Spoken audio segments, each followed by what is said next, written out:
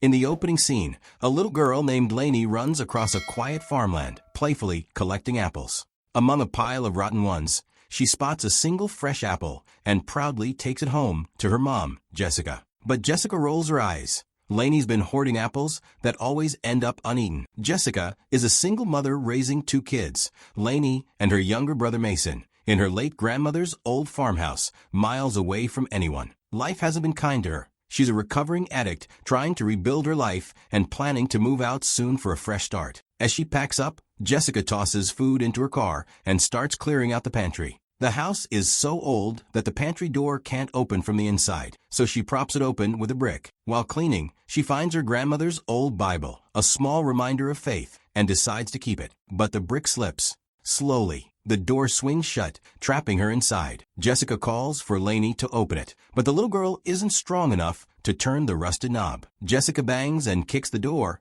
but it won't budge. Thinking fast, she tells Lainey to grab a screwdriver from the red toolbox on the porch. Unfortunately, the tool doesn't fit. Exhausted, Jessica slumps to the floor until Lainey calls out that her dad, Rob, just showed up. Jessica's face drops. Rob is her ex-boyfriend, a junkie she's worked hard to keep out of their lives. And worse, he's brought along his sleazy friend Sammy, a known child predator. Rob claims he just came by for his tools, but it's clear he wants more. He taunts Jessica, accusing her of acting too good now that she's clean, and insists they were perfect together back when they were both using. When she rejects him, he snaps, calling her a terrible mother and slapping her across the face. Jessica tries to grab her phone to call for help, but Rob violently throws her back into the pantry and locks her in. From inside, Jessica screams for Lainey to take Mason and lock themselves in her bedroom. Rob begins hammering nails through the pantry door, one piercing straight through Jessica's hand. She screams in agony.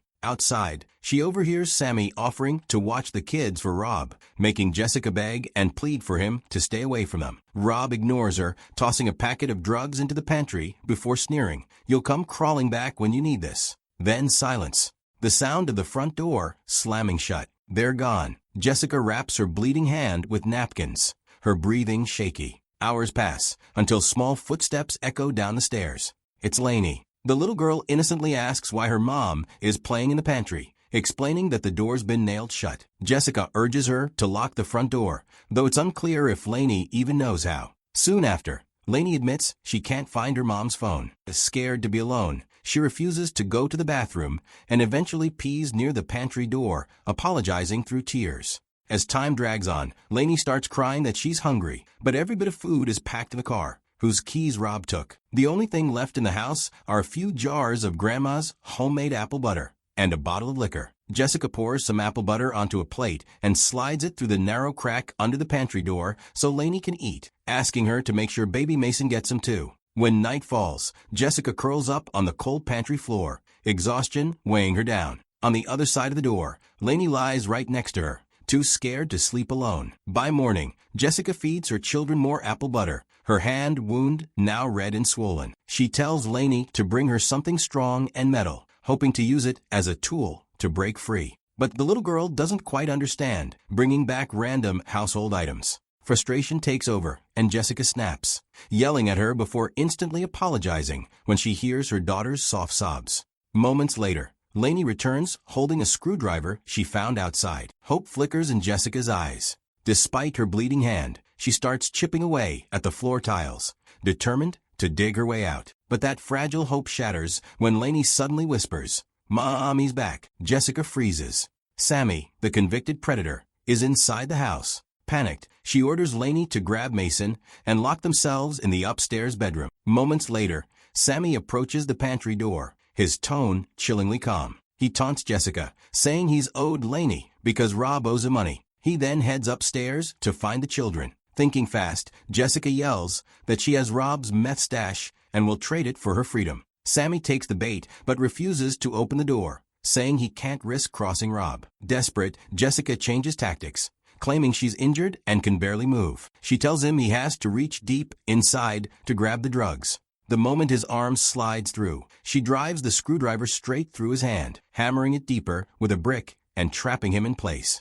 Sammy screams in agony, hurling insults and begging her to let him go. But Jessica ignores him and keeps chipping away at the floor. As the hours pass, Sammy mocks her, saying she'll relapse eventually because once a junkie, always a junkie. Enraged, Jessica slashes his palm to silence him. Night falls. Thunder rumbles. The power goes out. Little Lainey, terrified by the storm, rushes downstairs, unaware that Sammy is lying by the pantry door. The moment she passes, he grabs her leg and threatens to break it unless Jessica frees him. Hearing her daughter scream, Jessica makes a split-second decision. She pours liquor over Sammy's arm, flicks her lighter, and sets him on fire. His screams echo through the house as flames spread, forcing Jessica to put them out before they consume the pantry. Sammy burns to death. The house goes eerily silent. Jessica calls out to Lainey. No answer. The silence terrifies her, but exhaustion takes over. She wraps herself in a blanket, lights a candle,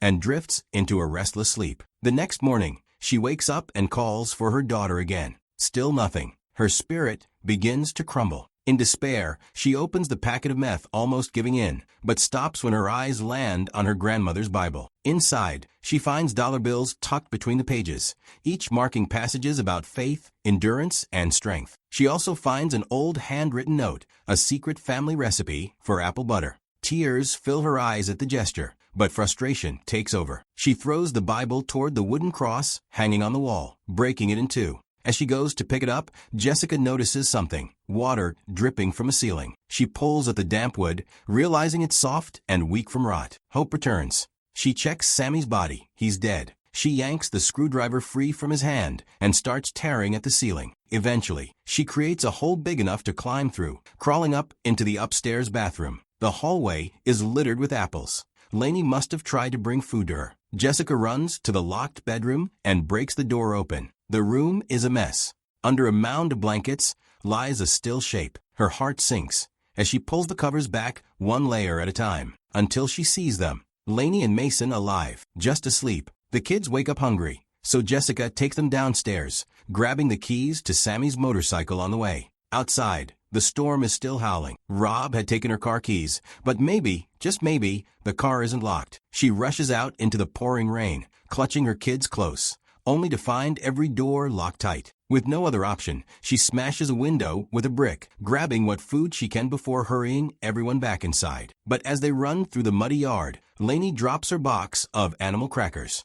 Later, the little girl pleads tearfully for her mom to go back and get them. Wanting to comfort her child, Jessica reluctantly steps outside. And that's when she sees it, a shadow in the window. Sammy. He's still alive. Jessica freezes in terror and bolts for the door, but it's locked. Sammy has trapped her outside. Thinking fast, she grabs the same brick and shatters the glass, forcing her way back in. Upstairs, she follows the sound of her children's screams and finds Sammy holding baby Mason with a knife pressed against his tiny stomach. Jessica begs for mercy, but Sammy wants revenge. Suddenly, Rob bursts in, gun in hand, shouting at Sammy to drop the knife. The confrontation ends in chaos. Rob pulls the trigger, shooting Sammy dead. Jessica shields her children as Rob turns to her, asking where the money is. She tells him it's in the pantry, tucked away by her grandmother. Greedy, Rob kicks the broken pantry door open and starts scooping the cash from the floor. Jessica pleads with him to let her and the kids go,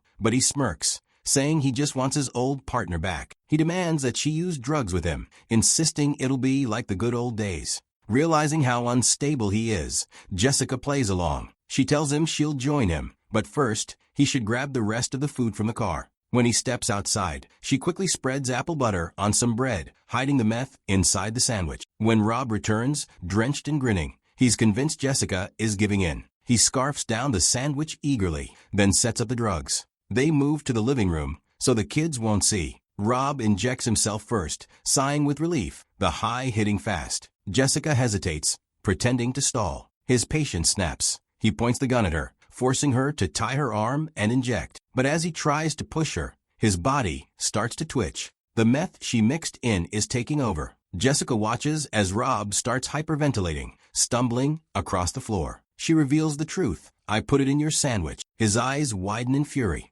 Still clutching the gun, he lunges at her, but Jessica shoves him hard. He crashes through the window and falls to his death. Silence fills the storm. Time passes. Jessica decides not to move away after all. Instead, She rebuilds her life right there in her grandmother's old farmhouse, the same place where she nearly lost everything. She starts selling homemade apple butter, using her grandmother's secret recipe, the same one that once gave her hope. The townsfolk love it. Business is good. And for the first time in years, Jessica feels free, clean, strong, and finally at peace. Her family has survived, and this time, they'll stay that way. If you enjoyed this recap, don't forget to like the video, subscribe for more stories like this, and we'll see you in the next one. Until then, stay safe, and don't go near strange trees at night.